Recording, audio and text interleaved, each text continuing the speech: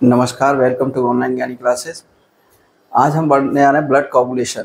और इससे पहले हमने पढ़ा था ब्लड के बारे में कि कितने टाइप का ब्लड होता है, ब्लड की क्या फिजिकलिटी है, ठीक है, क्या उसके करैक्टरिस्टिक्स होते हैं।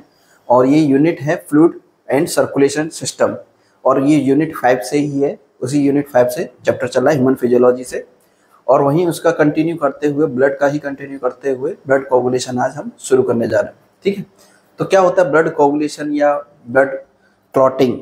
ठीक है, तो ब्लड क्लॉटिंग या ब्लड कोagulation का मतलब है कि जब हमारी बॉडी में जो ब्लड बह रहा है ब्लड वेसल्स के अंदर, ठीक है, रक्त को जो केशिकाएं होती हैं, ठीक है, उनके अंदर जो ब्लड बह रहा है ना, ब्लड वेसल्स के अंदर जब ब्लड जो बह रहा है, जब वहाँ से लॉस होने लगता है, यानी कि उससे डैमेज हो जाती हैं, रैप्चर हो जाती हैं या ट्रॉमा की वजह से फट जाती हैं, तो उसमें से जब ब्लड बाहर ऊज आउट हो रहा होता है, निकल रहा होता है, तो उसको बचाने की जो प्रोसेस रहती है, उस बचाने की प्रोसेस में ब्लड वेसल से जो लॉस हो रहे ब्लड को रोकने का जो प्रोसेस है ना, उसको कहते हैं ब्लड कोagulation या ब्लड क्लॉटिंग। ठीक है, तो ब्लड कोagulation जरूरी इसलिए है कि पूरी बॉडी में जो ब्लड की जो ज़रूरत है, यानी कि ब्लड का एक अपना इंपॉर्टेंस रोल है, वो ऑक्सीजन की सप्लाई भी करता है, न्यूट्रिशन की सप्लाई करता है, कई सारी चीज़ें रहती हैं, तो और कई सारे हार्मोन्स और रेगुलेशन का काम करता है, पूरी बॉडी को कनेक्ट करके रखता है, कनेक्टिव टिश्यू भी है। तो इस तरीके से उसका जो लॉस हुए ना, लाइफ थ्रेटनिंग के लिए भी रेस्पॉन्सिबल हो जाता है। यानी कि अगर ब्लड लॉस कंटिन्यू होता ही रहेगा किसी का, तो व्यक्ति मर भी सकता है। तो वो व्यक्ति मरे ना, और उसको कोई किसी प्रकार का कोई डैमेज ना हो, नेक्रोसिस ना हो, कहीं टिश्यू डैमेज ना हो, तो उसके लिए उसका ब्लड का रुकना बहुत ज़रूरी होता है।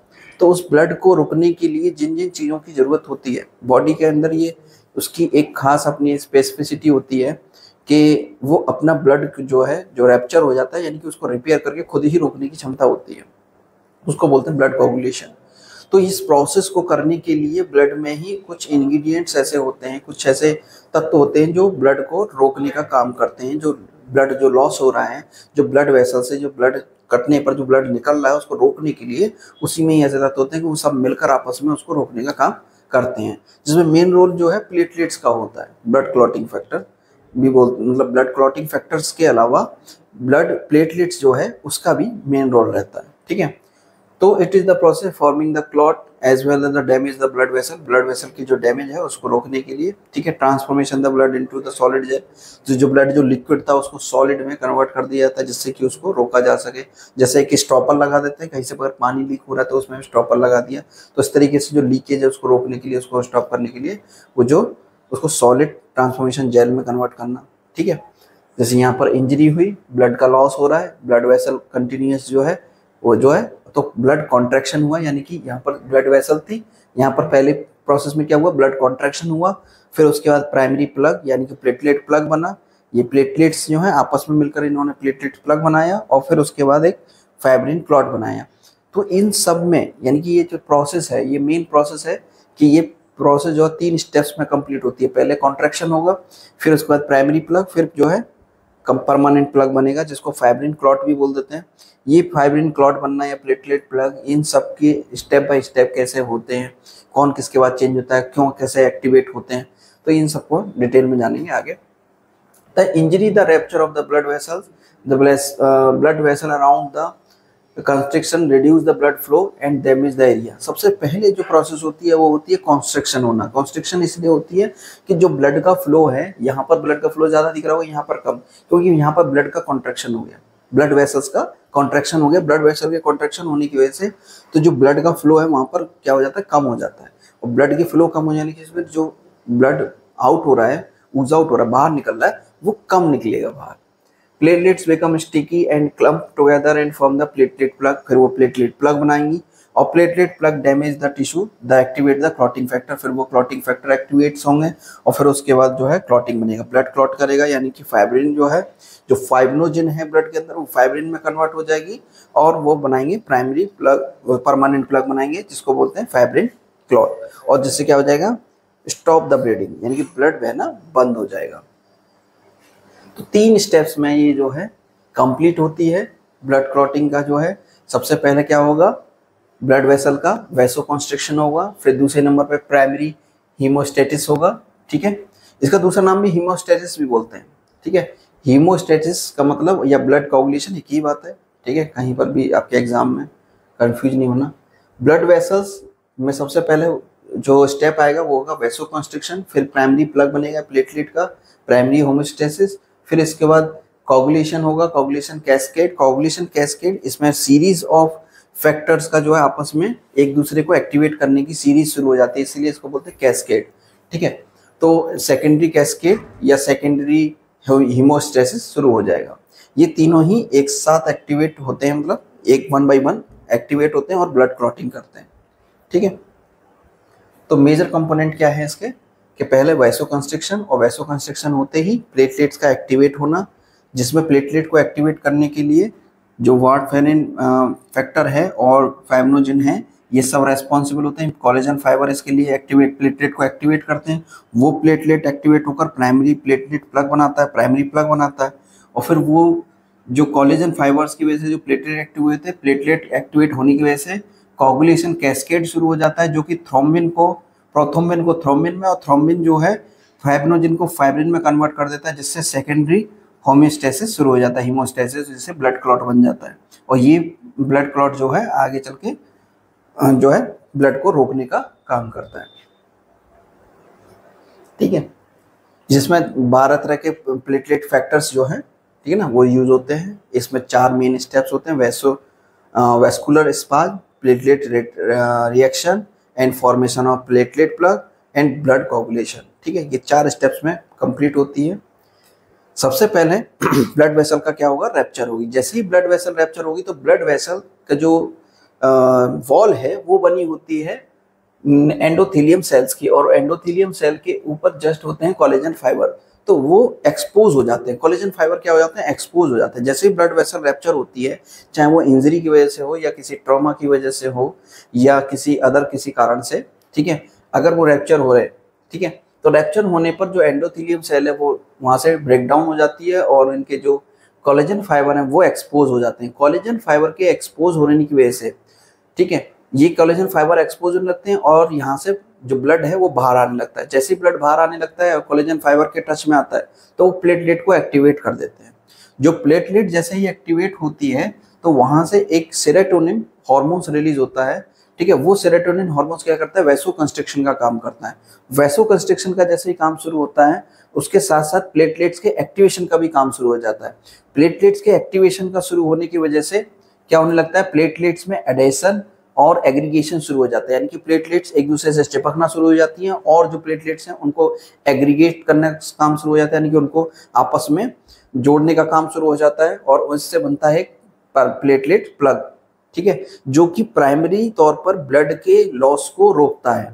यानी कि अगर पहला स्टेप ये होता है कि ब्लड को रोकना जरूरी है, यानी कि जो लॉस हो रहा है उसको रोकना जरूरी है। ब्लड क्लॉट तो बन जाएगा, बाद में बनेगा, वो उसको बनने में काफी टाइम लगेगा, 1 से 2 मिनट लग सकते हैं या 1 मिनट लगे, तो वो 1 मिनट या 2 मिनट जो 5 मिनट तक जो ब्लड क्लॉट होगा उससे पहले ब्लड का लॉस होना बहुत जरूरी है। जो लॉस हो रहा है उसको रोकना बहुत जरूरी है। इसके लिए प्लेटलेट प्लग बनता है कि जो लगातार जो ब्लड लॉस हो रहा है उसको रोका जाए। तो उसके लिए प्लेटलेट का एक्टिवेशन होकर प्राइमरी प्लग बन जाता है। उस टाइम ड्यूरेशन में जब ये प्लेटलेट प्लग जो ब्लड लॉस को रोकता है, इतने ही उस समय में धीरे धीरे क्या होता है कि उधर दूसरी तरफ कोगुलेशन कैस्केड जो है शुरू हो जाता है। कोगुलेशन कैस्केड में कई सारी सीरीज शुरू हो जाती है, यानी कि अलग अलग जो ब्लड के फैक्टर्स हैं, जो फैक्टर्स रहते हैं इसको कोगुलेशन को करने के लिए, ठीक है, जो 12 फैक्टर है वो एक्टिवेट होने लगते हैं 1 बाय 1, और वो एक्टिवेट होकर जो प्रोथ्रोम्बिन है, ब्लड में पाया जाने वाला जो प्रोथ्रोम्बिन प्रोटीन है उसको थ्रोम्बिन में कन्वर्ट करते हैं। वो प्रोथ्रोम्बिन जितनी भी ब्लड के अंदर फाइब्रिनोजेन है उन फाइब्रिनोजेन को फाइब्रिन में कन्वर्ट कर देते हैं। बाकी के अदर फैक्टर मिलकर उन सारे फाइब्रिन को ब्लड क्लॉट में कन्वर्ट करके और एक ब्लड क्लॉट बनाते हैं, जिसको बोलते हैं कोगुलेशन। और ये कोगुलेशन ब्लड क्लॉट जो है आगे जाके ब्लड को परमानेंट ब्लॉक कर देता है, यानी कि ब्लड वेसल्स को रोक देता है, जहाँ से ब्लड लॉस होना बंद हो जाता है, फिर ब्लड लॉस नहीं होता। इसके जो वैस्कुलर स्पाज्म की अगर बात करें, जो पहला स्टेप था उसमें सिंपैथेटिक रिफ्लेक्स है। सिंपैथेटिक रिफ्लेक्स का मतलब है कि बॉडी का जैसे ही ब्लड लॉस होता है तुरंत ही इंफॉर्मेशन बॉडी को मिलती है, और एक बॉडी का ऑटोमेटिक स्वाभाविक रिफ्लेक्शन जो होता है वो एक्टिवेट होता है कि बॉडी में कंस्ट्रक्शन कराना है, और रिलीज द वैसो कंस्ट्रक्शन, जिसमें TX से सेरोटोनिन, ये 2 जो हार्मोन्स हैं या 2 न्यूरोट्रांसमीटर हैं, ये रेस्पॉन्सिबल होते हैं इसको कराने के लिए। Platelets from the platelets and other adhere the wall of the damage vessel, यानी कि डैमेज वेसल और प्लेटलेट्स की वजह से ये एक्टिवेट हो जाते हैं और ये रिलीज होते हैं। प्लेटलेट्स की वजह से क्या होता है, ये सेरोटोनिन एक्टिवेट होता है जिससे वैसो कंस्ट्रक्शन शुरू हो जाता है। तो जैसे ही प्लेटलेट्स में से ये कोलेजन फाइबर एक्सपोज हुए, प्लेटलेट्स का एडिशन शुरू हुआ, यानी कि आपस में प्लेटलेट्स चिपकना शुरू हुई और प्लेटलेट्स के एक्टिवेशन होने की वजह से सेरोटोनिन रिलीज हुई जिससे वैसो कंस्ट्रक्शन शुरू हो गया था। और यहाँ पर थ्रोम्बोएक्सिन और A2 एंड ADP ये एग्रीगेशन का काम करना, प्लेटलेट्स के एग्रीगेशन का लिए रेस्पॉन्सिबल रहते हैं। और वहीं प्लेटलेट से निकलने वाला फॉस्फोलिपिड वो ब्लड कैस्केड को शुरू करने का काम करता है, यानी कि अकेला प्लेटलेट्स ही 3 चीजें काम कर रहे हैं। यानी कि प्राइमरी तौर पर जो प्लेटलेट है जैसे ही डैमेज होता है और वो डैमेज होते ही, ब्लड वेसल डैमेज होते ही जो एक्सपोज हुआ कोलेजन फाइबर्स का, उस कोलेजन फाइबर्स के डैमेज एक्सपोज होने की वजह से प्लेटलेट्स के एक्टिवेट हुआ। और प्लेटलेट एक्टिवेट होते ही 3 चीजें रिलीज करता है, फर्स्ट ऑफ ऑल सेरोटोनिन, दूसरा थ्रोम्बोएक्सिन A2 और ADP और प्लेटलेट्स फॉस्फोलिपिड। तो जो फॉस्फोलिपिड है वो ब्लड कोगुलेशन के जो कैस्केड है, यानी कि उसकी जो सीरीज है उसको शुरू करता है। और वहीं थ्रोम्बोएक्सिन A2 और ADP वो प्लेटलेट के एग्रीगेशन के लिए रेस्पॉन्सिबल होता है, तो एग्रीगेट करना शुरू करते हैं, यानी कि सारी प्लेटलेट आपस में एक जगह इकट्ठा होना शुरू हो जाती हैं। जो प्लेटलेट्स एक्टिवेट नहीं थी उनको भी एक्टिवेट करने का काम भी यहाँ पर थ्रोम्बोएक्सिन ADP वगैरह करते हैं, यानी कि जो इनएक्टिव प्लेटलेट्स थी उनको भी एक्टिवेट कर लिया जाता है। और जो एक्टिवेट थी प्लेटलेट वो तो एग्रेसिव और एग्रीगेशन का काम कर ही रही होती हैं और बाकी के ये सेरोटोनिन और फॉस्फोलिपिड को रिलीज कर रही होती हैं। कुछ प्लेटलेट डैमेज होती हैं जिनसे रिलीज होता है फॉस्फोलिपिड और सेरोटोनिन। तो ये सेरोटोनिन जो है वैसो कंस्ट्रक्शन का काम कर रहा होता है दूसरी तरफ, और एक तरफ ये प्लेटलेट्स एग्रीगेट होकर प्राइमरी प्लग बना रहे होते हैं।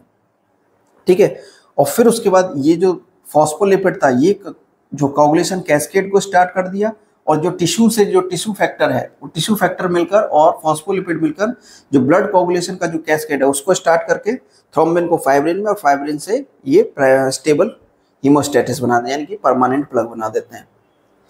तो प्लेटलेट प्लग का जो फॉर्मेशन है वो 3 स्टेप्स में कंप्लीट होता है, प्लेटलेट का एडहेरेशन, प्लेटलेट का एक्टिवेशन, प्लेटलेट का एग्रीगेशन।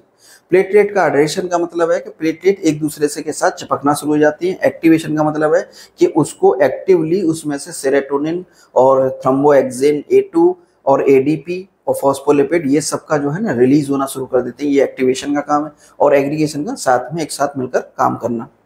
ठीक है, इस तरीके से एक साथ सारी चीजें हो रही हैं साइमल्टेनियसली, सब एक साथ चीजें, तीनों चीजें एक साथ हो रही होती हैं। जैसे ये प्लेटलेट है, प्लेटलेट्स में से थ्रोम्बोएक्सिन ADP और ये TXA2 ये सब रिलीज हो रहा है और एग्रीगेशन का काम हो रहा है एक तरफ प्लेटलेट्स का, और यहाँ पर ये एडहेशन का काम हो रहा है, यानी कि प्लेटलेट एक दूसरे से चिपकना शुरू हो जाती हैं जिससे कि प्राइमरी प्लग बन सके। ठीक है, देन इसके बाद इनका ये स्टेज, ये फर्स्ट स्टेज, सेकंड स्टेज और फिर थर्ड स्टेज। थर्ड स्टेज में जो ब्लड क्लॉटिंग होगा, यानी कि कोगुलेशन कैस्केड है, उसमें क्या होता है, उसको किस तरीके से जो सेकेंडरी है, यानी cascade of reaction. Cascade reaction का मतलब है, इसको जो नाम दिया था मैकफेरलन ने 1967 में दिया, state of the inactive enzymes are activated and activated enzymes turn activates other inactive enzymes. यानी कि एक activate enzyme inactive enzyme activate होगा, फिर वो दूसरे इनएक्टिव एंजाइम को एक्टिवेट करेगा, फिर वो उसके अगले वाले इनएक्टिव एंजाइम को एक्टिवेट करेगा, और इस तरीके से सीरीज ऑफ एंजाइम्स के एक्टिवेशन का शुरू हो जाएगी। उसी सीरीज को बोलते हैं कैस्केड। ठीक है, कैस्केड ऑफ रिएक्शन। ये cascade of reaction blood coagulation के लिए रेस्पॉन्सिबल होता है, जिसमें 12 फैक्टर्स होते हैं ब्लड कोगुलेशन करने के लिए। ये सारे 12 फैक्टर्स हैं, जिसमें पहला फैक्टर है फाइब्रिनोजेन, दूसरा फैक्टर है प्रोथ्रोम्बिन, दूसरा थर्ड फैक्टर है tissue thromboplastin, and fourth factor है calcium ion, and fifth factor है लेबियल फैक्टर, सिक्स्थ फैक्टर है स्टेबल फैक्टर, और उसके बाद 8th फैक्टर है इसमें एंटी हीमोफिलिक फैक्टर, और फिर उसके बाद 9th फैक्टर है क्रिसमस फैक्टर, या इसको और जो है प्लाज्मा थ्रोम्बोप्लास्टिन भी बोलते हैं। 10th फैक्टर है इसमें स्टुअर्ट पावर फैक्टर, और उसके बाद 11th फैक्टर है प्लाज्मा थ्रोम्बोप्लास्टिन, PTA भी बोलते हैं इसको शॉर्ट में। और फैक्टर 12 है इसमें, जो फैक्टर 12 है हेगमैन फैक्टर, एंड 13 फैक्टर है इसमें फाइब्रिन स्टेबलाइजर फैक्टर, ये जो 13 फैक्टर है ये ब्लड क्लॉट बनने के बाद उसको एक्टिवेट हो, यानी कि पहला जो ब्लड क्लॉटिंग या फाइब्रिन बनता है वो फाइब्रिन को जो क्लॉट बनना शुरू होता है तो उसको और स्टेबल करने के लिए जो फाइब्रिन होते हैं ना उनका जाल बनने के लिए, उसको स्टेबल बनाए रखने के लिए ये फैक्टर काम करता है। आगे देखें किस तरीके से। और इनके अलावा कई सारे तरह के फैक्टर्स होते हैं, जैसे कि प्रोटीन सी है, प्रोटीन एस है, प्रोटीन जेड है, ठीक है, प्लाज्मोनियोजिन है, फाइब्रोनेक्टिन है, और इस तरीके से पैकिंसन है, वाल विलीब्रेंड फैक्टर है, वॉन विलीब्रेंड फैक्टर है, ये HMWK यानी कि हाई मॉलिक्यूलर वेट किनोजेंस फैक्टर्स हैं। ये कई तरह के इस तरह के और भी फैक्टर्स होते हैं जो कि इसमें काम आते हैं ब्लड कोगुलेशन में। ये सारे के सारे फैक्टर्स हैं, ठीक है। 13 फैक्टर्स के अलावा और भी कई सारे फैक्टर्स हैं, और ये पूरा एक कंप्लीट जो है स्ट्रक्चर दिखाया कि किस तरीके से ब्लड कोगुलेशन हो रहा है, जिसमें ये पहले में प्राइमरी होमोस्टेसिस हो रहा है, यहाँ पर सेकेंडरी हीमोस्टेसिस हो रहा है। प्राइमरी स्ट्रक्चर कैसे बना है, यानी कि प्राइमरी प्लग कैसे बनना है, और फिर सेकेंडरी स्ट्रक्चर यानी कि परमानेंट प्लग कैसे बनना है। जिसमें प्राइमरी प्लग में क्या है कि एंडोथेलियल सेल की रैप्चर होते ही कोलेजन फाइबर का एक्सपोजर हुआ तो प्लेटलेट्स का एक्टिवेशन हुआ, प्लेटलेट्स का एक्टिवेशन होते ही प्लेटलेट का एग्रीगेशन होकर प्राइमरी प्लग बना। जब वो प्राइमरी प्लग बनना था तो यहाँ पर एक्सट्रांसिक और इंट्रांसिक दो पाथवे शुरू होते हैं, जिसमें इंट्रांसिक पाथवे में ये जो 12th फैक्टर है ये एक्टिवेट होता है। ये 12th फैक्टर जो है जैसे ही एक्टिवेट होगा फिर उसके बाद वो 9th फैक्टर को एक्टिवेट करेगा, सॉरी 11th को करेगा, फिर वो 9th फैक्टर को एक्टिवेट करेगा, वो 9th जो है 10th फैक्टर को एक्टिवेट करेगा। ये 10th फैक्टर जो है फिर प्रोथ्रोम्बिन को थ्रोम्बिन में कन्वर्ट करेगा। इस तरीके से पूरी एक सीरीज रहती है। इस पूरी सीरीज को इंट्रांसिक और एक्सट्रांसिक के अलावा इसको 3 स्टेज में भी कंप्लीट करते हैं, यानी कि 3 स्टेज में ये कंप्लीट होती है। फॉर्मेशन ऑफ प्रोथ्रोम्बिन एक्टिवेटर, यानी कि सबसे पहला जो इसका जो एम होता है सेकेंडरी प्लग का कि उसमें होता है कि प्रोथ्रोम्बिन को एक्टिवेट करना, यानी कि प्रोथ्रोम्बिन को एक्टिवेट करके उसको थ्रोम्बिन में कन्वर्ट करना। अगर प्रोथ्रोम्बिन जो है थ्रोम्बिन में कन्वर्ट नहीं होगी तो फाइब्रिन बनेगा ही नहीं। फिर कन्वर्जन प्रोथ्रोम्बिन को एक्टिवेट करने के बाद प्रोथ्रोम्बिन को थ्रोम्बिन में कन्वर्ट करने की second stage, and third stage is the conversion of fibrinogen का फाइब्रिन में कन्वर्ट होना। ये जो है इसके मेन जो है 3 स्टेज में ही कंप्लीट होती है। सेकेंडरी हीमोस्टेसिस जो कि एक्सट्रांसिक और इंट्रांसिक में भी कन्वर्ट रहती है।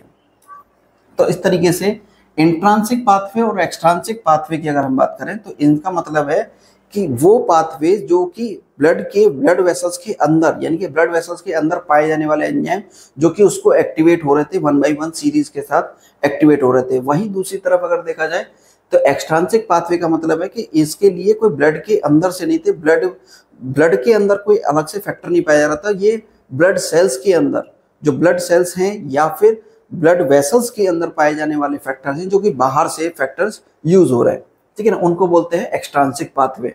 और ये दोनों ही काम करते हैं 10th फैक्टर को एक्टिवेट करने का। 10th फैक्टर अगर एक बार एक्टिवेट हो जाता है तो 10th फैक्टर एक्टिवेट होते ही प्रोथ्रोम्बिन को थ्रोम्बिन में कन्वर्ट कर दिया जाता है। प्रोथ्रोम्बिन जो है सेकंड नंबर का फैक्टर है जो कि प्रोथ्रोम्बिन ये इनएक्टिव फॉर्म में है, इसको एक्टिवेट फॉर्म में किया जाता है। फिर ये थ्रोम्बिन जो है ये फाइब्रिनोजिन को फाइब्रिन में कन्वर्ट कर देता है। मेनली हमारा टारगेट रहता है यहाँ पर कॉमन पाथवे, यहाँ से 10th फैक्टर से कॉमन पाथवे शुरू हो जाता है। ये 10th फैक्टर में एक्सट्रांसिक हो या इंट्रांसिक दोनों का काम है 10th फैक्टर जो है प्रोथ्रोम्बिन को थ्रोम्बिन में कन्वर्ट करना और प्रोथ्रोम्बिन को एक्टिवेट करना। जो प्राइमरी स्टेज है वो यही रहती है कि किसी भी तरीके से प्रोथ्रोम्बिन एक बार एक्टिवेट हो जाए। एक बार अगर प्रोथ्रोम्बिन एक्टिवेट हो गया तो वो थ्रोम्बिन में कन्वर्ट हो जाएगा, और थ्रोम्बिन में कन्वर्ट अगर वो हुआ तो पहला जो फैक्टर है फाइब्रिनोजिन वो फाइब्रिन में कन्वर्ट हो जाएगा। फिर ये आगे चल के फिर से ये अपनी रिएक्शन ऑटोमेटिकली फिर से रीजनरेट कर ले, यानी कि ये जो एक बार फाइब्रिन बनाया फिर वो फाइब्रिन दोबारा जो थ्रोम्बिन था वो फिर से दोबारा अपने ही फाइब्रिनोजिन को फाइब्रिन में कन्वर्ट करता रहेगा। फिर उन फैक्टर्स की जरूरत नहीं पड़ेगी, यानी कि इंट्रांसिक पाथवे और फिर एक्सट्रांसिक पाथवे की जरूरत नहीं पड़ती है, ठीक है। तो इस तरीके से काम होता है। तो इसमें सबसे पहले जो 12th फैक्टर था, ठीक है, 12th फैक्टर को एक्टिवेट करने के लिए एंडोथेलियल डैमेज या कोलेजन फाइबर जो है और कैलिकैरिन और HMW यानी कि हाई मॉलिक्यूलर वेट किनोजेन, ये फैक्टर जो है 12th फैक्टर को एक्टिवेट करने का काम करते हैं। एक बार जब 12th फैक्टर एक्टिवेट हो जाता है तो वो 12th फैक्टर जो है 11th फैक्टर को एक्टिवेट करता है। ये 11th फैक्टर जो है एक बार जब एक्टिवेट होता है तो 11th फैक्टर 9th फैक्टर को एक्टिवेट करता है, और ये 9th फैक्टर जब एक्टिवेट हो जाता है तो ये 10th वाले फैक्टर को एक्टिवेट करता है। ये जो 10th वाला फैक्टर एक बार जब एक्टिवेट होता है तो इसके साथ 5वां फैक्टर थ्रोम्बिन, ये मिलकर इसको जो है एक्टिवेट करते हैं, प्रोथ्रोम्बिन को थ्रोम्बिन में एक्टिवेट करते हैं, एक बार प्रोथ्रोम्बिन को एक्टिवेट करते हैं। वहीं दूसरी तरफ जो कोलेजन्स थे वो कोलेजन एक्सपोज होकर प्लेटलेट्स को भी एक्टिवेट करते हैं, जिससे प्लेटलेट से निकलने वाला जो फॉस्फोलिपिड है वो भी यहाँ पर प्रोथ्रोम्बिन को एक्टिवेशन करने में हेल्प करता है। यानी कि 10th ए फैक्टर, 5th फैक्टर, फॉस्फोलिपिड और थ्रोम्बिन, ये सारे मिलकर क्या कर रहे हैं, प्रोथ्रोम्बिन को एक्टिवेट कर रहे हैं। वहीं अगर एक्सट्रांसिक पाथवे में देखा जाए तो टिश्यू ट्रॉमा की वजह से जो थ्रोम्बोप्लास्टिन यानी कि टिश्यू से जो थ्रोम्बोप्लास्टिन रिलीज हुआ है, वो थ्रोम्बोप्लास्टिन जो है फॉस्फोलिपिड यानी ग्लाइकोप्रोटीन फॉस्फोलिपिड उसको एक्टिवेट कर रहा है, जो कि डायरेक्टली ये 7th फैक्टर के साथ मिलकर क्या कर रहा है, 10th फैक्टर को एक्टिवेट कर रहा है। ये 10th फैक्टर यहाँ से निकलने वाला जो एक्सट्रांसिक पाथवे से निकलने वाला जो 10th फैक्टर है वो भी प्रोथ्रोम्बिन को एक्टिवेट कर रहा है। किसके साथ मिलकर, कैल्शियम के साथ मिलकर, ठीक है, कैल्शियम और 5th फैक्टर के साथ। 5th फैक्टर दोनों जगह काम आता है, एक्सट्रांसिक में भी और इंट्रांसिक में भी, और कैल्शियम और यहाँ से निकलने वाला फॉस्फोलिपिड, ये सब मिलकर क्या कर रहे हैं, प्रोथ्रोम्बिन को एक्टिवेट करने का काम कर रहे हैं। ठीक है, इसको इसी तरीके से लिखा जाएगा कि 12th फैक्टर पहले एक्टिवेट हुआ, फिर 9th फैक्टर एक्टिवेट होता है, फिर उसके बाद जो है 11th, फिर उसके बाद 9th फैक्टर एक्टिवेट होता है, फिर उसके बाद 10th फैक्टर एक्टिवेट होता है। जब ये 10th फैक्टर एक्टिवेट हो रहा होता है 9th फैक्टर से, जब ये 10th फैक्टर एक्टिवेट हो रहा होता है तो यहाँ पर 8th फैक्टर और कैल्शियम की जरूरत पड़ती है। यानी कि ये दो लोग मिलकर जो है किसको एक्टिवेट करते हैं, 10th फैक्टर को एक्टिवेट करते हैं। और एक बार अगर 10th फैक्टर एक्टिवेट हुआ, चाहे वो इधर से हो या फिर इस साइड से एक्टिवेट हो, एक बार अगर 10th फैक्टर एक्टिवेट होता है तो वो प्रोथ्रोम्बिन को एक्टिवेट करने के लिए रेस्पॉन्सिबल होता है पूरी तरीके से, क्योंकि फॉस्फोलिपिड जो है प्लेटलेट्स के डैमेज की वजह से फॉस्फोलिपिड मिलता ही मिलता है, और 5th फैक्टर तो पहले से अवेलेबल रहता है। तो जिससे फिर सेकंड स्टेज कंप्लीट शुरू हो जाती है। सेकंड स्टेज में क्या होता है कि प्रोथ्रोम्बिन एक बार एक्टिवेट हुआ तो वो प्रोथ्रोम्बिन कन्वर्ट हो जाता है किसमें, थ्रोम्बिन में। और ये प्रोथ्रोम्बिन जो थ्रोम्बिन में कन्वर्ट हुआ है, इसी का ही एक पॉजिटिव फीडबैक जाता है कि थ्रोम्बिन बन चुका है, और ये थ्रोम्बिन फिर अपने ही प्रोथ्रोम्बिन को एक्टिवेट करता रहता है। यानी कि एक बार अगर थ्रोम्बिन बनता है तो वो बाद में चलकर वो जितना भी प्रोथ्रोम्बिन है उस थ्रोम्बिन में कन्वर्ट करना शुरू कर देता है, जिससे कि क्या होता है कि काफी ज्यादा थ्रोम्बिन बनने लगते हैं, जिससे कि थर्ड स्टेज शुरू हो जाती है। थर्ड स्टेज में क्या है कि फाइब्रिनोजिन जो एक्टिव था, जो फाइब्रिनोजिन था वो फाइब्रिनोजिन एक्टिव में जो है फाइब्रिन में कन्वर्ट हो जाता है। फाइब्रिनोजिन जो है वो एक्टिवेट होकर इसमें फाइब्रिन में कन्वर्ट हो जाता है, जिसका पॉलीमराइजेशन शुरू हो जाता है। पॉलीमराइजेशन का मतलब है बहुत सारे फाइब्रिनोजन बनने लगते हैं। फाइब्रिनोजिन जो एक्टिवेट होकर फाइब्रिन बनने लगते हैं, तो ये काफी सारे धागे जैसे संरचनाएं बनने लगती हैं। लेकिन ये अकेले धागे जो हैं ब्लड क्लॉटिंग को नहीं रोक सकते। प्राइमरी प्लग तो बन चुका, लेकिन प्राइमरी प्लग के बाद जो उसको स्टेबल कोगुलेशन करना था, स्टेबल फैक्टर बनना, मतलब स्टेबल क्लॉट करना था, वो स्टेबिलिटी नहीं आ पाएगी। स्टेबिलिटी के लिए क्या है कि उनको एक साथ मिलकर काम करना हो। उस फाइब्रिन को, जितने भी फाइब्रिन्स बने हैं वो लूज स्ट्रैंड जो है फाइब्रिन की, उनको स्टेबल करना पड़ेगा, उनको एक साथ टाइट बांधना पड़ेगा। इस काम के लिए जो 13 फैक्टर है वो 13वां फैक्टर और कैल्शियम मिलकर उनको क्या करते हैं, उसको स्टेबल का बनाते हैं। यानी कि जो लूज थे उनको एक साथ टाइट करके जोड़ते हैं और उस क्लॉट फैक्टर में क्लॉटिंग को बनाने के लिए रेस्पॉन्सिबल होते हैं। फिर वो टाइट ब्लड क्लॉट जो है फाइब्रिन का बनके तैयार होता है। पॉलीमराइजेशन का मतलब है कि जो फाइब्रिनोजिन है वो फाइब्रिन में जो कन्वर्ट हो रहे हैं वो उससे हो रहा है पॉलीमराइजेशन, यानी कि काफी सारे फाइब्रिनोजिन जो है फाइब्रिन में कन्वर्ट होते जा रहे हैं। और ये फाइब्रिन आपस में एक साथ मिलकर जो है क्या बनाना है, टाइट ब्लड क्लॉट बनाना है, फाइब्रिन का ब्लड क्लॉट बनाना है। इसके लिए कौन रेस्पॉन्सिबल है, 13 फैक्टर और कैल्शियम रेस्पॉन्सिबल है। इस तरीके से कंप्लीट हो जाता है, क्लॉट फॉर्मेशन जो है बनके तैयार हो जाता है। Clot formation is the defined as the mass of the coagulated blood which contain RBC, WBC, platelets and entrapped in the fibrin meshwork। जो फाइब्रिन के जो जाल बन जाता है उसमें जो ब्लड रहता है, ब्लड की जो सेल्स रहती हैं, जो डेड ब्लड सेल्स रहती हैं, WBC, RBC, और वो सब आकर उसमें फंस जाती हैं और वो एक तरीके से ऐसे जैसे कचरा इकट्ठा हो जाता है, जैसे किसी जाली लगा दो, जाली में कचरा इकट्ठा हो जाता है तो वो एक प्लग की तरह काम करे, उसमें से फिर कुछ ना निकल पाए। तो इस तरीके से ये प्लग की तरह काम करता है, परमानेंट प्लग बनने में हेल्प करता है। तो उसमें आरबीसी और डब्ल्यूबीसी और प्लेटलेट्स का जो है वो सब कंटेंट रहता है, यानी कि डेड कंटेंट्स रहता है। ठीक है, उसमें प्लेटलेट्स वगैरह सब रहती हैं। और प्लेटलेट्स का प्लग तो पहले से था ही, तो वो सब जो है क्लॉट बनाने में हेल्प करता है। Not necessarily the clotting the process, however the when the clot is form these cells the trapped into the along with the platelets, यानी प्लेटलेट्स के साथ मिलकर ये आपस में वहीं चिपकी रहती हैं, जिसकी वजह से उसका थोड़ा सा जब भी कभी क्लॉट बनता है तो वो रेड कलर का दिखाई देता है, क्योंकि उसमें आरबीसी जो है इकट्ठा हो जाती हैं, हमें उसमें जम जाती हैं, मतलब चिपक जाती हैं एक दूसरे से प्लेटलेट्स की वजह से। External blood clot is the called the scab and adhesive the opening of the damage the blood vessels and prevents the blood loss। जो बाहर से जो हमारा खुरंट जिसको बोलते हैं, जब ब्लड क्लॉट हो जाता है तो ऊपर से जो क्लॉटिंग बन जाती है, जो काला काला जो क्लॉट बन जाता है उसको बोलते हैं स्कैब, ठीक है ना, उसको बोलते हैं स्कैब। और जो अंदर से रहता है उसको बोलते हैं रेड कलर का रहता है, वो क्लॉट बन जाता है, ठीक है, वो अंदर से रहता है, अंदर से वो रेड कलर का रहता है, बाहर से जो है ब्लैक कलर का क्लॉट बन जाता है, उसको बोलते हैं scab. Clot retraction, clot retraction एक ऐसी प्रोसेस है जो कि ब्लड कोगुलेशन या ब्लड क्लॉटिंग होने के बाद उसमें रिट्रैक्शन शुरू होती है। यानी कि रिट्रैक्शन कैसे होती है कि 30 से 45 मिनट बाद उसमें रिट्रैक्शन शुरू होती है, यानी कि जो ब्लड जो बाहर निकला था उसमें क्लॉट बन गया, क्लॉट के बाद वो सिकुड़ने का काम करता है, श्रिंक करने का काम करती हैं, उसमें जो प्लेटलेट्स होती हैं ना वो श्रिंक करने का काम करती हैं, जिसकी वजह से क्लॉट रिट्रैक्शन जैसी प्रोसेस होती है। जैसे खिंचा खिंचा सा महसूस होता है, जैसे जहाँ पर भी खुरंट बनता है तो वो थोड़ी सी स्किन ऐसे लगती है जैसे खींच रहा हो कोई, उसको चारों तरफ से खिंची खिंची सी महसूस होती है, वो क्लॉट जो है रिट्रैक्ट करता है अंदर की तरफ, ठीक है, प्लेटलेट्स की वजह से, प्लेटलेट जो है श्रिंक कर रहे होते हैं।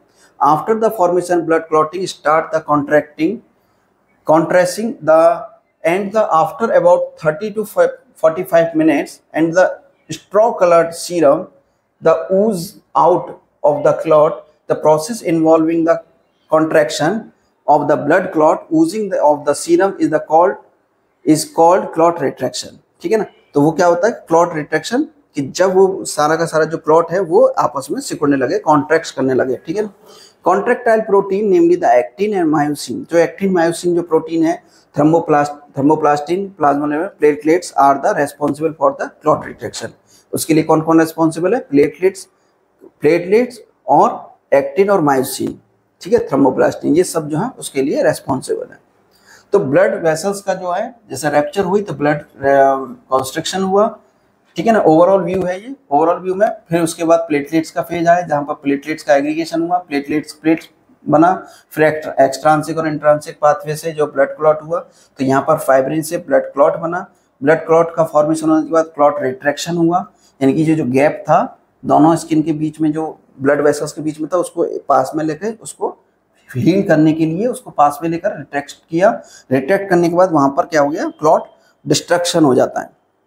क्लॉट के डिस्ट्रक्शन के प्रोसेस को बोलते हैं फाइब्रिनोलाइसिस, ठीक है, यानी कि जो फाइब्रिन्स का जो क्लॉट बना हुआ था उसको वो जो क्लॉट के जो फैक्टर्स थे, यानी कि जो क्लॉट बन गया था वो क्लॉट ब्लड वेसल के अंदर था, वो ब्लड वेसल के अंदर चला जाता है, और जो बाहर था वो बाहर गिर जाता है, तो वो दोनों अलग हो जाते हैं। और यहाँ पर जो क्लॉट का जो डिस्ट्रक्शन था वो डिस्ट्रक्शन हो जाता है, और जो स्किन थी वो फिर से, यानी कि ब्लड वेसल फिर से वैसे ही हो जाती जैसे पहले थी, और कोई स्कार नहीं रहता, ठीक है। स्कार रहता है जब हमारा टिश्यू डैमेज होता है, ब्लड वेसल में किसी प्रकार का कोई स्कार नहीं रहता जब उसमें कट लगता है, जब उसमें रैप्चर होता है। तो फाइब्रिनोलाइसिस यानी कि फाइब्रिनोलाइटिक सिस्टम, फाइब्रिनोलाइसिस होती है कि जो क्लॉट है ब्लड वेसल्स के अंदर, जो क्लॉट बना था, जो क्लॉट बनने के बाद जो उसमें छोटे मोटे जो ट्रेसेस रह गए थे, जो फाइब्रिन थे, जो फाइब्रिन कन्वर्ट हुए थे, जो फाइब्रिनोजन फाइब्रिन में कन्वर्ट हुए थे, जो क्लॉट बनाए थे फाइब्रिन सब मिलकर, वो उसको बोलते हैं, उसको फिर से फाइब्रिनोजन में कन्वर्ट करना, यानी कि उनको फिर से लूज करना,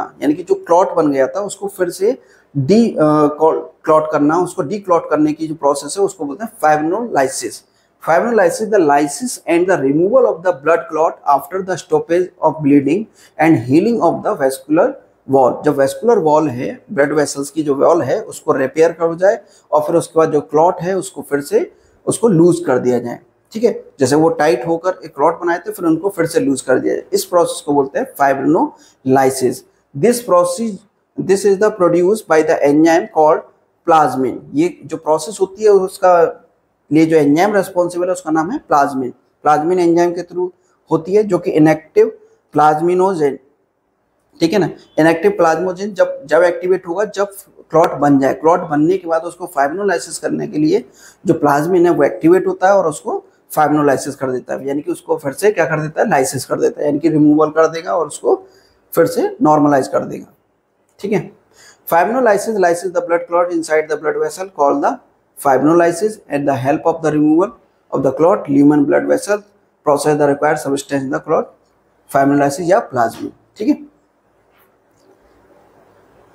इस तरीके से जो है लाइसिस का जो क्लॉटेड है किस तरीके से ये काम करता है कि डैमेज द टिश्यू हुआ, फिर उसके बाद जो थ्रोम्बिन से कन्वर्ट होकर ये एक्टिवेट होता है। ये किस तरीके से इसमें पूरी जो प्रोसेस होती है फाइब्रिनोलाइसिस की, ये उसका एक उसका डायग्रामेटिकल तरीके से उसको रिप्रेजेंट किया है कि किस तरीके से जो फाइब्रिनोलाइसिस हो रही है।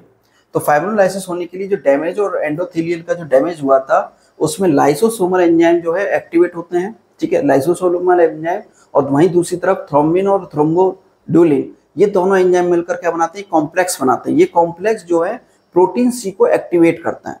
ये प्रोटीन सी क्या करती है कि प्रोटीन सी जो इनएक्टिव टीपीए था उसको एक्टिवेट कर देता है, और फिफ्थ और एट्थ फैक्टर को भी जो इनएक्टिव था उसको भी एक्टिवेट कर देता है। ये टीपीए एक्टिवेट होते ही ये जो इनएक्टिव टीपीए था ये एक्टिवेट हो जाता है। ये एक्टिवेट होगा तो प्लाज्मिनोजेन जो है प्लाज्मिन में कन्वर्ट हो जाएगा। अभी थोड़ी देर पहले क्या देखा था कि फाइब्रिनोलाइसिस के लिए जो रेस्पॉन्सिबल था वो क्या था, प्लाज्मिन। प्लाज्मिन क्या करता है, लाइसिस ऑफ क्लॉटेड, यानी कि जो फाइबर्स थे फाइब्रिन के जो फाइबर्स थे उनको अलग अलग करके उनको डिस्ट्रॉय करना। ठीक है, उनको खत्म करना, लाइसिस करना, उनको तोड़ना फिर से। तो उसके लिए कौन रेस्पॉन्सिबल है, यहाँ प्लाज्मिन। लेकिन प्लाज्मिन किससे कन्वर्ट हो रहा है, प्लाज्मोनोजेन से। प्लाज्मोजेन को एक्टिवेट करने के लिए प्लाज्मिन को प्लाज्मिन में कन्वर्ट करने के लिए टीपीए की जरूरत पड़ती है। ठीक है, और टीपीए को एक्टिवेट करने के लिए यहाँ पर प्रोटीन एस की जरूरत पड़ती है। प्रोटीन एस के लिए प्रोटीन सी की जरूरत पड़ती है। प्रोटीन सी को एक्टिवेट करने के लिए थ्रोम्बोडुलिन और थ्रोम्बिन की जरूरत पड़ती है, और इनके लिए जरूरत पड़ती है लाइसोजाइम एंजाइम की। ये भी यहाँ पर जरूरत पड़ती है प्लाज्मिन के एक्टिवेशन के लिए। तो इस तरीके से हो जाता है fibrinolysis. Why blood does not clot in the circulation. Blood जो है ब्लड वेसल के जब अंदर रहता है तब वो जो है क्लॉट क्यों नहीं बनाता, जब रैप्चर होता है तभी क्यों क्लॉट एक्टिवेट होता है। उसका कारण है पहला कि एक तो कोलेजन फाइबर जो है ना, वो जो कोलेजन फाइबर वो एक्सपोज नहीं होते। अगर वो एक्सपोज हो जाए तो अंदर ही उसमें इंट्रांसिक फैक्टर जो एक्टिवेट हो जाएंगे जिससे ब्लड क्लॉट बन सकता है। तो अंदर जो इंटरनल ब्लीडिंग जो होती है ना, इंटरनल ब्लीडिंग जिसमें कहते हैं इंटरनल ब्लीडिंग हुई, तो इंटरनल ब्लीडिंग में अगर जो एक्सेस वाला है वो तो क्लॉट कर जाएगा, लेकिन अंदर से भी जो क्लॉट बना है उसको भी फाइब्रिनोलाइसिस दिया जाता है। जैसे इंटरनल ब्लीडिंग हो जाती है तो उसमें कुछ दवाएं ऐसी दी जाती हैं जो कि लाइसिस करने की जो प्रोसेस है ना उसको तेज कर दे, जैसे कि क्लॉट ना बने ब्लड वेसल के अंदर। क्योंकि अगर ब्लड वेसल के अंदर क्लॉट बन जाएगा तो ब्लड की सप्लाई नहीं पहुंचेगी किसी टिश्यू तक, और टिश्यू तक अगर ब्लड की सप्लाई नहीं पहुंचेगी तो उसको ऑक्सीजन नहीं मिलेगा, उसको खाना नहीं मिलेगा, जिसकी वजह से सेल को नेक्रोसिस होने लगेगी, सेल डैमेज होने लगेगी, सेल मर जाएंगी। सेल मरने की वजह से टिश्यू डैमेज होगा, टिश्यू डैमेज होने की वजह से ऑर्गन डैमेज होगा, ऑर्गन डैमेज होने की वजह से ऑर्गन सिस्टम फेलियर हो जाएगा। तो वहां पर मृत्यु भी हो सकती है, किसी की डेथ भी हो सकती है। तो उस चीज को बचने के लिए, चाहे उसमें फिर आपका हार्ट अटैक हो, चाहे लंग्स कोलैप्स कर जाए, चाहे किडनी डैमेज हो जाए, कोई भी कई सारी चीजें हो सकती है, कुछ कहीं पर भी कोई भी ऑर्गन डैमेज हो सकता है क्योंकि उसको ऑक्सीजन और खाना नहीं मिल रहा। क्यों नहीं मिल रहा, क्योंकि ब्लड क्लॉट बन गया ब्लड वेसल के अंदर, और जिसकी वजह से लाइसिस होने की वजह से ब्लड की सप्लाई उस पर्टिकुलर टिश्यू तक नहीं पहुंच पा रही है। लेकिन ऐसा ना हो, इसको रोकने के लिए क्या होता है, एंडोथेलियल सरफेस के जो फैक्टर होते हैं वो वहां पर जो है एंडोथेलियल सेल की जो होती है ना सरफेस, वो स्मूथनेस होती है, लेयर ऑफ द ग्लाइकोकैलिक्स से, यानी कि ग्लाइकोकैलिक्स से स्लाइमी लेयर होती है अंदर से, वो काफी चिकनी रहती है, जिससे कि एंडोथेलियल सेल जो रहती है ना, कोलेजन फाइबर है ना, वो उसके संपर्क में ना आ पाए, जिसके वजह से ग्लाइकोकैलिक्स की क्या है, एक लेयर बनी रहती है। वो नेगेटिवली चार्ज रहती है। अगर वो पॉजिटिवली चार्ज होती तो एक्टिवेट होने में भी चांस रहते हैं, वो नेगेटिवली चार्ज रहती है। वेलोसिटी ऑफ द सर्कुलेशन, कुछ तो वेलोसिटी इतनी ज़्यादा रहती है कि जिसकी वजह से क्लॉटिंग बनना मुश्किल हो जाता है। नेचुरल एंटीकोगुलेंट पाया जाता है। नेचुरली एंटीकोगुलेंट उसमें क्या पाया जाता है, नेचुरल एंटीकोगुलेंट पाया जाता है उसमें, ठीक है। और वहीं दूसरी तरफ एक्टिवेशन ऑफ द फाइब्रिनोलाइटिक सिस्टम, ठीक है, हो गया क्या, हाँ। तो नेचुरल एंटीकोगुलेंट हेपेरिन उसमें पाया जाता है जो कि उसको ब्लड कोगुलेशन नहीं होने देता। और एक्टिवेशन ऑफ द फाइब्रिनोलाइटिक सिस्टम, जो एक्टिवेटेड जो फाइब्रिनोलाइटिक है ना सिस्टम, वो एक्टिवेटेड रहता है हर समय। जब भी कभी जरूरत पड़ती है फाइब्रिनोलाइसिस की, वो एक्टिवेट होकर जो थ्रोम्बिन है, ठीक है ना, प्लाज्मिन है, वो कन्वर्ट हो जाता है, उसको क्लॉट को बनने नहीं देता, वो रोकता रहता है। Then liver remove the activate the clotting factor, जो क्लॉटिंग फैक्टर्स होते हैं ना, जो जरूरत के अगर क्लॉटिंग फैक्टर है, कोई क्लॉटिंग फैक्टर है मान लो एक्टिवेट हो गया और वो एक्टिवेट फॉर्म में अगर वो लीवर में पहुंच गया तो उसको तुरंत ही उसको क्या कर दिया जाता है, रिमूव कर दिया जाता है लीवर के थ्रू। इसलिए जो है सर्कुलेशन में ब्लड क्लॉट नहीं होते। फिर उसके बाद है ब्लीडिंग टाइम। ब्लीडिंग टाइम क्या होता है, time interval between the skin puncture and the spontaneous unassisted stoppage of the bleeding, यानी कि जैसे ही ब्लड रैप्चर हुई ब्लड वेसल और वहां से ब्लड निकलना शुरू हुआ और ब्लड बहने शुरू होने से के बाद जो ब्लड क्लॉट होने की जो प्रोसेस है, यानी कि ब्लड क्लॉट हो गया, ब्लड बहना बंद हो गया, इसके बीच का जो टाइम इंटरवल है, जो टाइम ड्यूरेशन है, उसको बोलते हैं ब्लीडिंग टाइम। ठीक है, यानी कि ब्लड निकलना, यहाँ से कट लगा और ब्लीडिंग होना शुरू, और जैसे ही वो ब्लीडिंग रुकना बंद होगी, ठीक है ना, ऑटोमेटिकली क्या होगा, ब्लड बॉडी के अंदर क्लॉट करेगा। जैसे ही क्लॉट होने के बाद ब्लड ब्लीडिंग होना रुक जाएगी, ब्लीडिंग नहीं होगी, रुक जाएगी, उस बीच का जो टाइम रहेगा उसको बोलेंगे हम ब्लीडिंग टाइम। क्लॉटिंग टाइम वो टाइम होता है कि जब ब्लीडिंग तो बंद हो गई, ब्लीडिंग टाइम होने के बाद जो क्लॉट बनने में जितना टाइम लग रहा है उसको बोलते हैं clotting time. The time interval between the entry of the blood into the glass capillary tube और syringe and the formation of the fibrin threads. जैसे किसी टेस्ट ट्यूब में या किसी में ब्लड लिया तो ब्लड को थोड़ी देर उसमें छोड़ दो तो थोड़ी देर बाद क्या है, वो जम जाता है। तो वो जमने की जो प्रोसेस है कि फाइब्रिन बन जाती है, उसकी फाइब्रिन लाइसिस, मतलब उसमें फाइब्रिन बन जाते हैं, क्लॉटिंग हो जाती है। तो वो जो क्लॉटिंग होने की जो प्रोसेस है उसको जो टाइमिंग लग रही है उसको बोलते हैं क्लॉटिंग टाइम, यानी क्लॉटिंग होने में कितना टाइम लग रहा है। इसको ब्लीडिंग टाइम को नापने के लिए जो मेथड है वो है ड्यूक्स मेथड, और यहाँ पर जो क्लॉटिंग टाइम को नापने के लिए है राइट्स कैपिलरी ग्लास ट्यूब। इसमें कैपिलरी जैसा एक ट्यूब होता है, ठीक है, उसमें ब्लड का जो ब्लड लिया उसमें कैपिलरी में ब्लड भर लेते हैं और ब्लड धीरे धीरे उसका 1 सेंटीमीटर या 1 सेंटीमीटर के समथिंग उसको ब्रेक करते चलते हैं, हर एक मिनट पर, एक मिनट पर उसको तोड़ते चलते हैं। जैसे ही वहाँ पर तार खींचना शुरू हो जाता है तुरंत हम समझ जाते हैं कि यहाँ पर ब्लड क्लॉट हो गया। और फिर जब एक तो होता है तार खींचने वाला और एक होता है जैसे तोड़ेंगे तो बिल्कुल तार नहीं खींचेगा और बिल्कुल अलग अलग हो जाएगा, कोई तार नहीं खींचेगा। तो जहाँ तार खींचना शुरू हो जाता है वो हो जाता है उसकी क्लॉटिंग टाइम, तो उससे क्लॉटिंग टाइम निकाला जाता है। ड्यूक्स ड्रॉप मेथड भी इसमें यूज किया जाता है। तो उससे क्या होता है कि ड्यूक्स ड्रॉप मेथड में यहाँ से ईयर लोब में थोड़ा सा कट लगा के उसमें क्लॉटिंग देखा जाता है, फिर उसमें देखा जाता है कितनी देर तक, उसमें एक पेपर, फिल्टर पेपर को लगाकर उसमें देखा जाता है कितने टाइम में क्लॉटिंग हो रहा है, तो उससे भी इसको नापा जाता है। नॉर्मल क्लॉटिंग टाइम जो होता है 3 से 6 मिनट होता है, वहीं अगर ब्लीडिंग टाइम देखा जाता है 1 से 5 मिनट। अगर कहीं पर ब्लीडिंग हो रही है और कट लग गया है तो 5 मिनट तक वो ऑटोमेटिकली खुद ही क्लॉट कर जाएगा और ब्लीडिंग होना रुक जाएगी 5 मिनट के अंदर, 1 से लेकर 5 मिनट। किसी किसी का जल्दी होता है, किसी का 5, यानी कि 1 से 5 मिनट के बीच में। वहीं क्लॉटिंग टाइम में 3 से 6 मिनट लगते हैं क्लॉट होने में, यानी कि क्लॉट बनने में, जो काले कलर का जो क्लॉट होता है ना, वो सब बनने में। इसके बाद है आपका प्रोथ्रोम्बिन टाइम। प्रोथ्रोम्बिन टाइम वो टाइम है जहां पर प्रोथ्रोम्बिन को एक्टिवेशन होने में जो टाइम लगता है, यानी कि एक बार प्रोथ्रोम्बिन से थ्रोम्बिन बनने में जो टाइम लगा एक्टिवेट, यानी कि ब्लीडिंग शुरू हुई, ब्लीडिंग शुरू होने के बाद जो प्राइमरी प्लग बनने के बाद जो उसका कैस्केड होता है, ठीक है, कोगुलेशन कैस्केड जब स्टार्ट हो गया उसमें तो प्रोथ्रोम्बिन जो सबसे पहले प्रोथ्रोम्बिन जो है एक्टिवेट होकर थ्रोम्बिन में कन्वर्ट होगा, वहां तक का जो टाइम ड्यूरेशन है उसको बोलते हैं prothrombin time. Normally prothrombin time 15 से 20 सेकंड, यानी 15 से 20 सेकंड में प्रोथ्रोम्बिन थ्रोम्बिन में कन्वर्ट हो जाती है, 20 से 20 सेकंड में शुरू हो जाता है ये प्रोसेस, ठीक है। Clinically significance bleeding tendency occurs below the 20% normal plasma thrombin 30 to 40 mg per dl and low prothrombin suggest vitamin K and liver and the biliary disease, यानी कि विटामिन के, और अगर किसी का जो है विटामिन के की कमी है या फिर उसमें लीवर का प्रॉब्लम चल रहा है उसकी बॉडी में, तो वहाँ पर ये जो प्रोथ्रोम्बिन टाइम है ना वो लो हो जाएगा, यानी कि प्रोथ्रोम्बिन का जो टाइम है वो बढ़ जाएगा, यानी कि जल्दी से प्रोथ्रोम्बिन एक्टिवेट नहीं होगी, ये चीज़ है।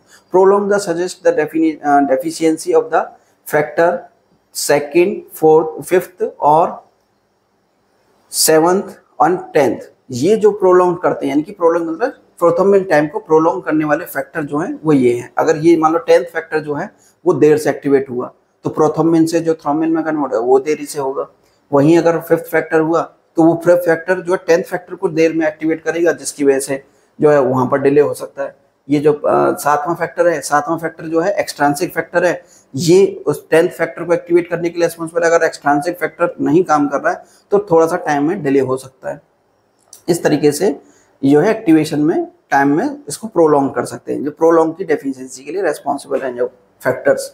थ्रोम्बिन टाइम की अगर बात करें, थ्रोम्बिन टाइम सेकंड फैक्टर पता है क्या है यहाँ पर, प्रोथ्रोम्बिन। थ्रोम्बिन जब प्रोथ्रोम्बिन थ्रोम्बिन में कन्वर्ट हो जाता है तो वही थ्रोम्बिन अपने प्रोथ्रोम्बिन को कन्वर्ट करने में रेस्पॉन्सिबल होता है, तो इसीलिए ये सेकंड फैक्टर भी है।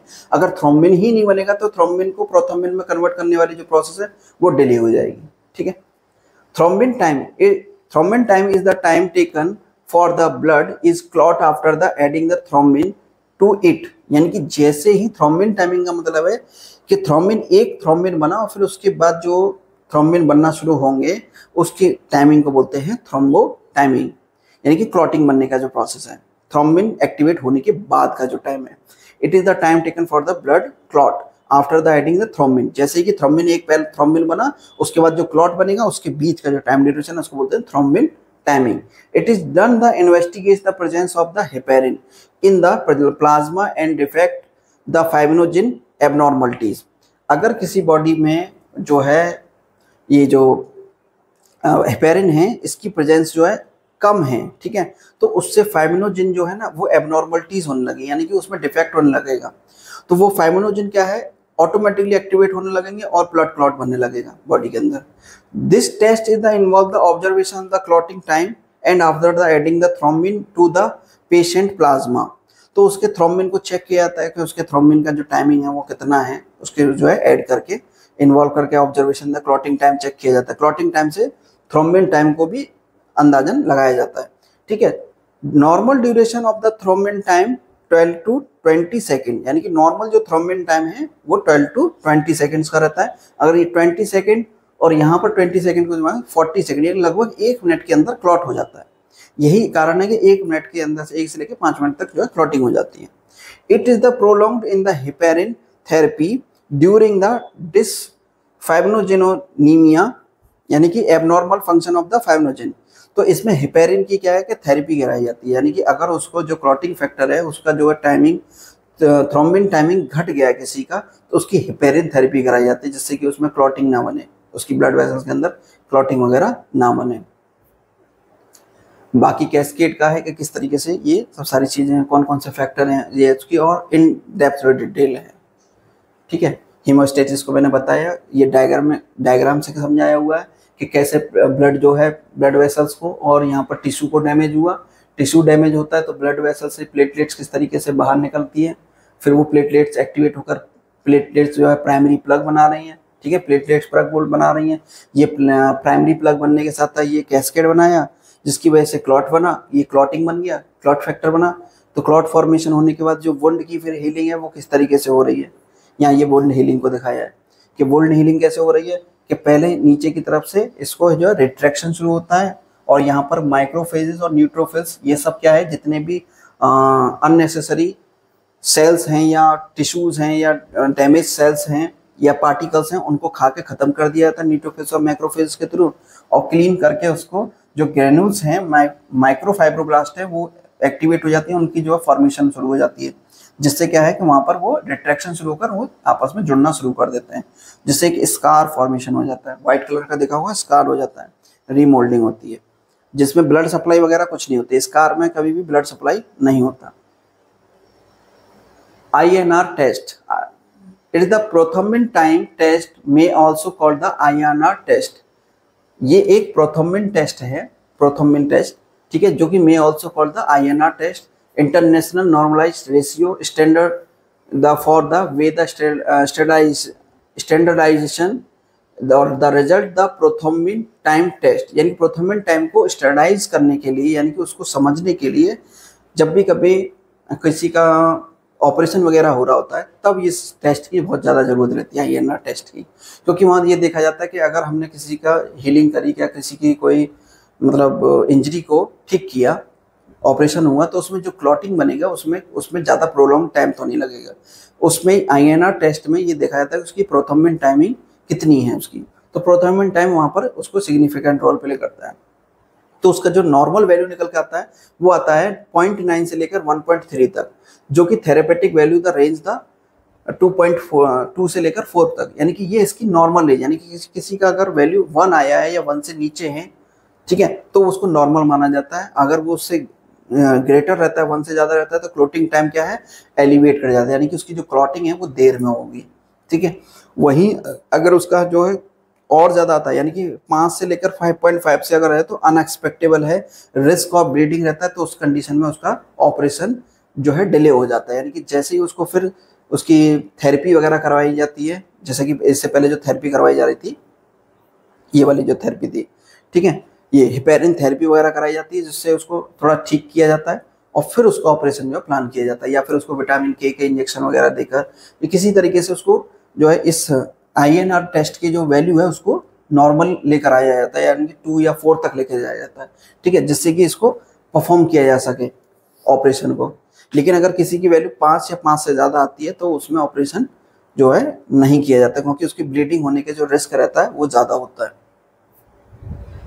Disorder of the blood coagulation, कौन कौन से डिसऑर्डर्स हैं जो ब्लड कोगुलेशन में हो सकते हैं, जैसे कि defective of the blood clotting, यानी कि कोई भी जो ब्लड क्लॉटिंग फैक्टर्स हैं उनमें कोई डिफेक्ट आ जाए, या वो डेफिशिएंसी हो, उनकी डेफिशिएंसी ऑफ क्लॉटिंग फैक्टर हो, ये डेफिशिएंसी ऑफ विटामिन के की डेफिशिएंसी होगी तो प्रोलॉन्ग हो जाएगा। ठीक है, यानी कि ब्लड कोगुलेशन देरी से होगा। अगर क्लॉटिंग फैक्टर नहीं है तब भी प्रोलॉन्ग हो जाएंगे कोगुलेशन का जो टाइम है।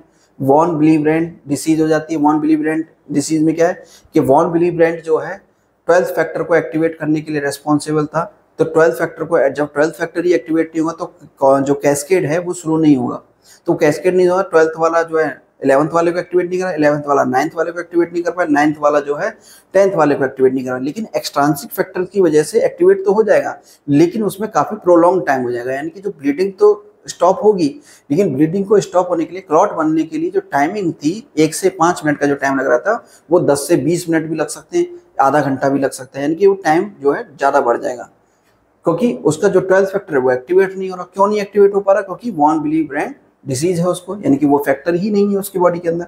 एंटी कोगुलेंट ओवरडोज, यानी कि किसी ने अगर नेचुरल हिपेरिन है या किसी अदर एंटी कोगुलेंट ड्रग का जो है ज़्यादा ओवरडोज ले लिया, तब भी उसकी ब्लड में, बॉडी के अंदर क्लॉटिंग नहीं हो पाएगी।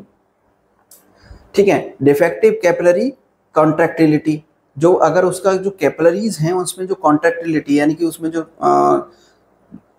फिर से ठीक होने की, यानी कि उसमें जो मतलब स्टिफनेस आ जाए, यानी कि वो टाइट हो जाए, तो उस कंडीशन में अगर उनमें लूजनेस नहीं होगी तो वो रिपेयर होने में मुश्किल होगी। अगर कोई टाइट, मतलब एक व्यक्ति इधर खड़ा है, एक इधर खड़ा है, और उनसे कहा जाए कि दोनों एक दूसरे को मतलब पास में उनको लेकर आना है, यानी कि 2 उंगलियों का अगर जैसे पास में लेकर आना है, तो अगर इनमें फ्लेक्सिबिलिटी नहीं होगी तो वो पास में आएंगी ही नहीं, तो वो फ्लेक्सिबिलिटी बहुत जरूरी, तो उसमें कॉन्ट्रैक्टिलिटी आ जाती है, यानी कि उनमें वो स्टिफ हो जाती हैं, कभी कभी ऐसा होता है। ठीक है, तो वो नहीं होना चाहिए, वो इसकी वजह से भी प्रोलॉन्ग हो जाता है। परपूरा हो जाता है, ठीक है ना, यानी कि इसमें जो है टाइम डिले हो जाता है। थ्रोम्बोसिस हो जाती है, थ्रोम्बोसिस में जो थ्रोम्बोस हैं, मतलब जो ब्लड क्लॉट है ना, वो बनने लगते हैं। ठीक है, तो वो सब सारी चीज़ें हैं थ्रोम्बोसिस में। हीमोफीलिया है, हीमोफीलिया में क्या है कि जो 8th फैक्टर है, हीमोफीलिया कई तरह का होता है, हीमोफीलिया जो है, haemophilia A, haemophilia C, haemophilia B. ठीक है ना, तो हीमोफीलिया बी और या सी हो, या फिर हीमोफीलिया 8th फैक्टर का जो है हीमोफीलिया ए, तो वो सारे फैक्टर जो हैं, जो फैक्टर होते हैं उनकी कमी की वजह से, जैसे 8th फैक्टर की वजह से हीमोफीलिया ए होता है, क्रिसमस फैक्टर की अगर कमी है तो हीमोफीलिया बी, और अगर 11th फैक्टर की कमी है तो हीमोफीलिया सी। तो इस तरीके से अलग अलग तरह के हीमोफीलिया होते हैं। ठीक है ना, वही सीम है, प्रोलॉन्ग हो जाएगा हीमोफीलिया में कि जो ब्लीडिंग टाइम है, जो क्लॉटिंग टाइम है वो बढ़ जाता है, ब्लीडिंग टाइम बढ़ जाता है, क्लॉटिंग टाइम घट जाता है। ठीक है, यानी क्लॉटिंग टाइम जो है घट नहीं जाए, क्लॉटिंग टाइम भी बढ़ जाएगा, जो क्लॉट होने की जो प्रोसेस है वो बहुत देर में होगी, प्रोलॉन्ग हो जाएगा। ठीक है, और हीमोफीलिया डी भी होता है, जिसमें 12th फैक्टर, हैगमैन फैक्टर की डेफिशिएंसी हो जाती है। वॉन बिली ब्रांड, मैंने अभी बताया कि वॉन बिली ब्रांड जो फैक्टर है उसकी वजह से ब्लीडिंग टाइम और क्लॉटिंग टाइम दोनों क्या हो जाते हैं, प्रोलॉन्ग हो जाते हैं। प्रोथोमिन टाइम, परपुरा में, purpura colour the patches the haemorrhage and the bluish the skin the characterise the spontaneous haemorrhage, यानी कि परपुरा का मतलब कि कभी भी ब्लीडिंग हो जाए, ठीक है ना, ऑटोमेटिकली, मतलब क्या है कि ब्लड वेसल जो है अपने आप ही रैप्चर हो जाए, ब्रिटल हो जाए और वो ब्लीडिंग करने लगे। ठीक है ना, इस तरीके से उस प्रोसेस को बोलते हैं हम यहाँ पर स्किन से, मतलब ब्लड बहने लगे, ब्लूडिश होने लगे, कैपिलरी जो है एबनॉर्मल हो जाती है उसमें। तो प्राइमरी और सेकेंडरी सिम्टोमेटिक होता है। आइडियोपैथिक भी, आइडियोपैथिक मतलब जिसमें पता ही ना चले कि किस कारण से हो रहा है। कॉन्जेनाइटल होता है, हेरिडिटी, ठीक है ना, प्राइमरी वाला। Anticoagulant.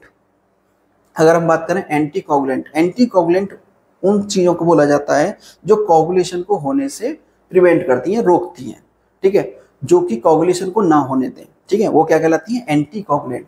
This type of substance which prevent the postpone the coagulation of the blood and are the called anticoagulant, जो कि ब्लड को क्लॉट नहीं होने दे रहे हैं।